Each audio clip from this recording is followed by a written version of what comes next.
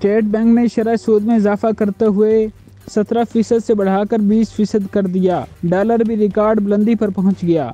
IMF से कर्जे के माहदे के चक्कर में पाकिस्तान की माशी सूरत हाल दरगूं हो गई है और इस वक्त मुल्क में माशी गैर यकीनी की सूरत हाल है, क्योंकि हुकूमत इस बात की परवाह किए बगैर कि अवाम और कारोबार का क्या होगा, IMF कर्ज बहाली प्रोग्राम के लिए सख्त शराइत पर भी अमल करती जा रही है। इस सिलसिले में स्टेट बैंक की मॉनेटरी पॉलिसी का एलामिया जारी करते हुए शरह सूद में 3% इजाफा कर दिया है। इस 3% इजाफे से शरह सूद मुल्की तरीक की बुलंद तरीन सतह 20% पर आ गई है। स्टेट बैंक के मुताबिक शरह सूद को बढ़ाने का मकसद अफरात ज़र में इजाफा और मालियाती इस्तेकाम को लाहक खतरात को रोकना है, जबकि नए ज़र मुबादला ज़खायर में आने में तखीर का सामना है, जिससे ज़खायर पर दबाव बढ़ रहा है। इससे पहले IMF ने भी पाकिस्तान से शरह सूद बढ़ाने का मुतालबा किया था और कर्जे बहाली प्रोग्राम को इसके साथ मशरूत किया था। स्टेट बैंक ने गुज़िश्ता 17 महीनों में शरह सूद में 13% इजाफा किया है। खदशा इस बात का है कि आने वाले दिनों में माशी मुश्किलात में मजीद इजाफा होगा, क्योंकि शरह सूद में जिस तेजी से इजाफा किया गया है इसकी मिसाल गुज़िश्ता कई दिहाइयों में नहीं मिलती।